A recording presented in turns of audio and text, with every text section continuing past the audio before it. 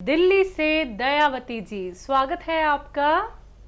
नमस्कार मैम। जी नमस्कार। नमस्कार भाई साहब। जय हिंद। स्वागत हमारी बहन का। थैंक यू भाई साहब। देख लो, मैं आज मेरी कॉल लग गई थी, दिन तो मेरी कॉल नहीं लग रही थी। पर मेरे भाई तो बात करे लेती हूँ मैं, सुबह ना तो शाम, शाम ना तो सुबह। हाँ देखिए, बात हो ही जाती है वाकई। हाँ। और भाई साहब, मैं ये पूछ रही थी, जिस आदमी का थायराइड नहीं है वो भी धनिया, मेथी और आंवला का पीस कर 1 चम्मच सुबह शाम ले ले, नुस्खा, तो मतलब उनको थायराइड नहीं होएगा। आज लग तो हर इंसान को थायराइड निकल रहा है, हर इंसान को। सही कह रहे हैं, बिल्कुल सही कह रहे हैं।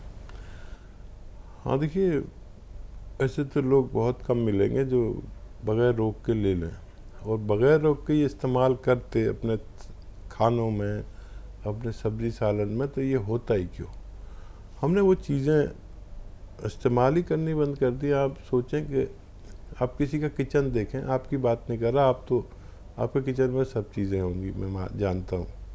तो किसी और का किचन देखें कभी आप, उसमें आंवला मिलता है क्या? उसमें मेथी का दाना मिलता है?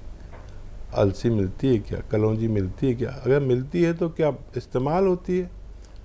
नहीं होती है। तो बगैर रोक के लें तो ये तो रोग ही ना हो। दरअसल ये मसाले जो आपके किचन में, हमारे किचन में हैं, ये महिलाओं ने नहीं रखे बिल्कुल भी। महिलाएं तो नमक, मिर्च और खटाई और घी, बस ये रखती थी। जिसको जो बनाना है इसी से बनता है, इसी में दुनिया के सारे स्वाद छुपे हुए हैं। हकीमों ने ये सोचा कि महिलाओं को डॉक्टर बनाया जाए। तो किचन में जो हकीम लोग यूज़ करते हैं वो सारी चीज़ें किचन में रखी गई। उन्हें सिखाया गया कि इतनी जायफल, इतनी जावित्री, इतनी दालचीनी, इतनी लौंग, इतनी ये एक सालन में डालनी है, इतनी अदरक, इतना लहसुन। अब वो लोग रोग मुक्त ज़िंदगी गुजारने लगे। महिलाओं की समझ में आ गया, घर घर ट्रेनिंग दी गई। जैसे आज भी मुहिम चलती है ना, और हम भी एक मुहिम ही चला रहे हैं, आप तक पहुँचे, आप दूसरों तक पहुँचे। तो ये मुहिम कामयाब हो गई और लोग रोग मुक्त ज़िंदगी गुजारने लगे। फिर वो शैतान तो बहकाता ही है।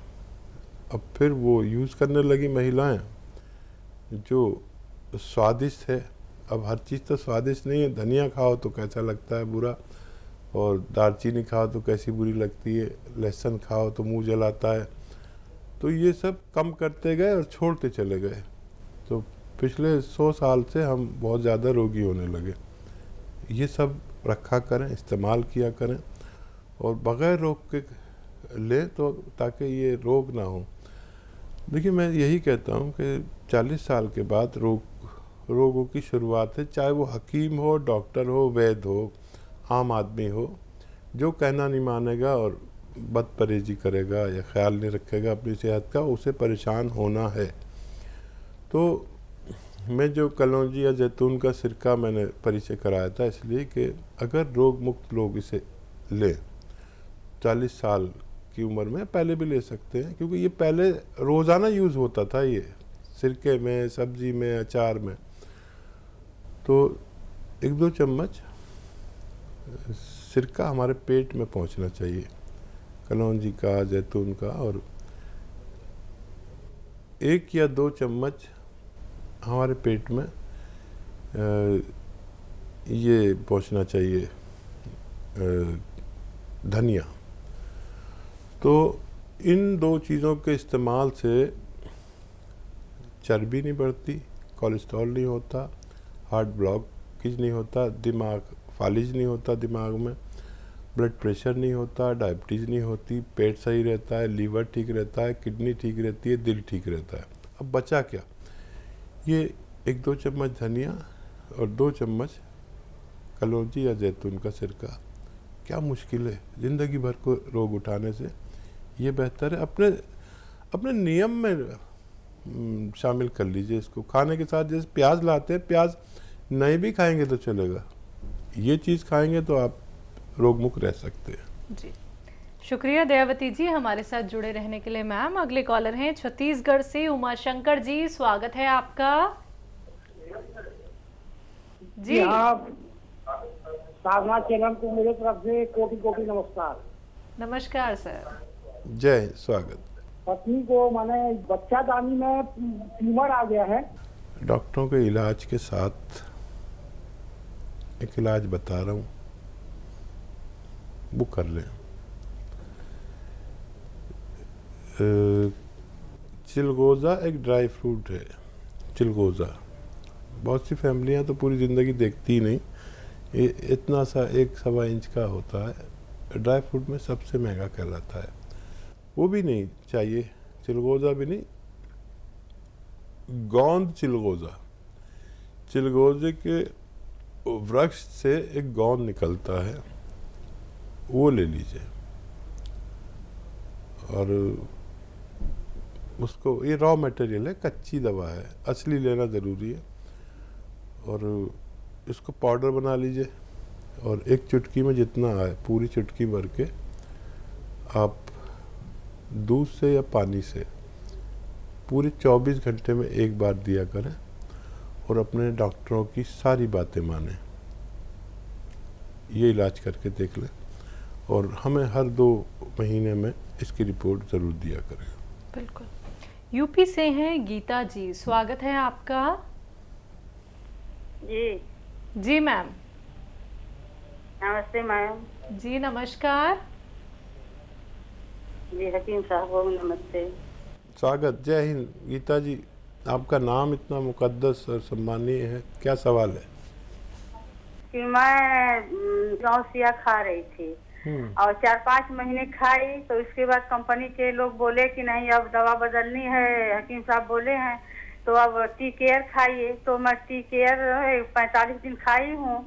तो अब बताइए कि उसको अब हम गौसिया खाएं कि अभी आगे टी केयर ही खाएं? पहले तबीयत और दूसरा- बताइए गीता जी, पहले तबीयत बताइए। नहीं, आराम तो बहुत है हकीम साहब, लेकिन तो अभी उठ के खड़ा होने में, पैर मोड़ने में थोड़ा सा दिक्कत हो रहा है। पहले से बहुत आराम है।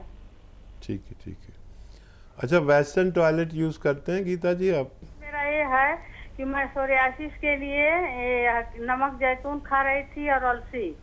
तो यहाँ से एक सना मैम है, वो बोली कि नहीं अलसी बंद कर दीजिए और टी केयर खाइए। हकीम साहब बोले आपकी फाइल मेरे पास आई है। ठीक। हाँ देखिए, अलसी तो छोड़नी नहीं है, पी केयर के साथ लें। अलसी पी केयर के साथ लें। एक्चुअली क्या होता है कि जैसे 5 महीने आपने गौनसिया खा लिया और फ़ायदा पूरा हो जाना चाहिए इसमें, क्यों नहीं हो रहा? पोटेंसी ज़्यादा चाहिए तो आपको दवा बदल दी। और नमक जैतून खा रहे हैं, फ़ायदा है, लेकिन पूरा क्यों नहीं हो रहा? तो उससे ज़्यादा पावर की दवा देनी होती है। अब वो दवाएं भी खा सकती हैं और इस मशवरे को माने तो ये भी ले सकती है। बस आपसे एक ही दरख्वास्त, एक ही मेरी रिक्वेस्ट है कि अगर आप ऐसा वेस्टर्न टॉयलेट यूज़ नहीं करते तो ये ज़रूर करें। और देखिए, आपकी और हमारी उम्र वाले बड़े ज़िद्दी होते हैं।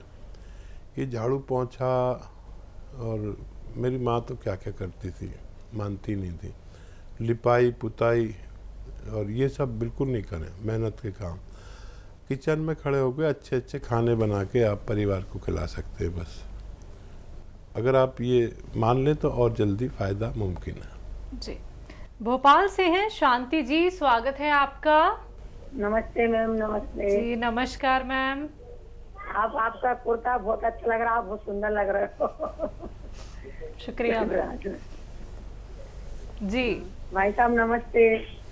स्वागत। जय हिंद, आपका स्वागत है हमारे प्रोग्राम में। हाँ तो नमस्ते मैडम, नमस्ते। वो मेरे 4 सवाल है मैडम। जी मैम। वो मेरी बेटी के ससुर हैं, उनके लेटरिन की राय से ब्लीडिंग बहुत हो रही है। तो अब वो उनने चेकअप वेकअप कराए हैं तो बवासीर तो नहीं है, पर वो बैठते हैं तो बहुत ब्लीडिंग होती है उनको। खून की कमी आ जाती है। ठीक है, और सवाल? और दूसरा सवाल ये है कि वो उनको जो दवाई मंगवा के दी थी उसकी वो शुगर की, वो उनको फायदा है थोड़ा? अभी जैतून का सिरका ले रही है वो जी। और मेरे को थोड़ी सी पैरों में जलन वलन पड़ती है, थोड़ा मैं दवाई तो खा रही हूँ, पर मेरे को कब तक खाना पड़ेगा?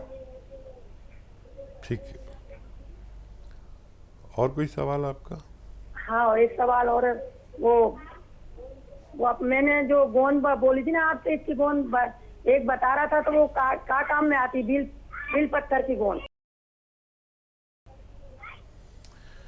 हाँ, बेल पत्थर की तो गोंद ही नहीं होती। बेल पत्थर को क्या करते हैं, सुखा लेते हैं कच्ची को, तो बेलगिरी बोलते हैं उसको, और वो सारे फायदे देती है जो बेल पत्थर देती है, लेकिन बेल पत्थर के पेड़ से गोंद नहीं निकलता, तो कंफ्यूज ना हो। बेलगिरी होती है, बेलगिरी। तो दो सूरतों में, जब बेल का मौसम नहीं होता तो या तो बेलगिरी मिल सकती है या बेल का मुरब्बा मिल सकता है। तो अगर कुछ कन्फ्यूज़न हो तो बेल के गोंद की जगह बेल का मुरब्बा ख़रीद लें, उसको आप पहचान भी सकते हैं और उसका इस्तेमाल भी आप अच्छे से कर सकते हैं। देखिए, जो सुसर को आपके जिनका भी आपने बताया परेशानी है ब्लीडिंग की, तो खूब उनका इलाज होना चाहिए, डॉक्टरों की दवाएं भी लें, छोड़ें नहीं। और एक नुस्खा जो मैं बताता हूँ वो बना लें। देखिए, कत्था सफ़ेद कहते हैं, लेकिन कत्थई रंग का होता है। यूनानी में एक भाषा है कत्था सफ़ेद। ये कत्था वो होता है जो पनवाड़ी पान पे लगाता है, लेकिन उसका रंग कत्थई यानी ब्राउन होता है, काला सा ना हो, ब्राउन। कत्था सफ़ेद 50 ग्राम, और 100 ग्राम लें आप। ये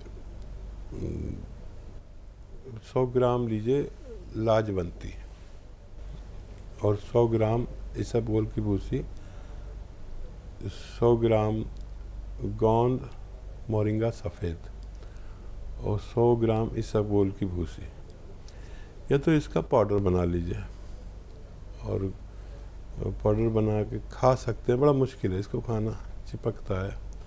या इसकी गोलियां बना लीजिए, चने, काबली चने से भी बड़ी, जो आप खा सके।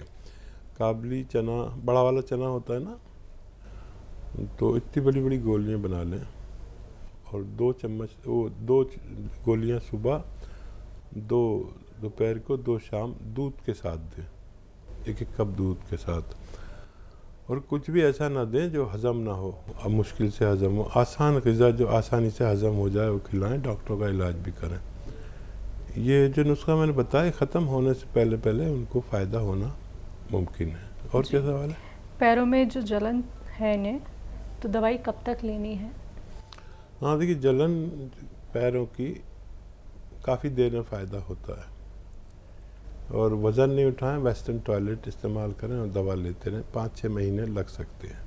और इन्होंने एक फीडबैक कॉल दी है, शुगर में फ़ायदा है, जैतून के सिरके का इस्तेमाल हो रहा है। और देखिए, जैतून और कलौंजी का सिरका अगर जिसको भी असली मिल जाता है, वो शुगर प्राणी जो है वो बहुत सुखी रहता है, लेकिन अपनी दवाओं का भी इस्तेमाल करें। इसके 2-3 फ़ायदे ये हैं कि एक तो ये कोलेस्ट्रॉल भी नहीं होने देता, शुगर में भी फ़ायदा करता है और कंट्रोल रखता है, और ब्लड प्रेशर को एक ना एक दिन अपनी जगह पर ला कर ही रहता है। फिर हार्ट ब्लॉकेज, दिल के बीमारियों बहुत फ़ायदेमंद है। चर्बी का दुश्मन है, ब्लड प्रेशर के लिए बहुत अच्छा, पेट के लिए बहुत अच्छा है। जब भी लें असली लें और अपनी दवाओं के साथ लें। तो सबसे बड़ा फ़ायदा इसमें यह है कि जो शुगर पेशेंट है उसकी शुगर की दवाएं ही उसे नुकसान करने लगती हैं।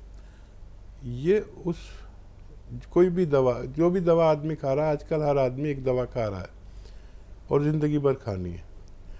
तो उसके नुकसानात भी उसी को होंगे, तो ये उन नुकसानात को भी रोक लेता है।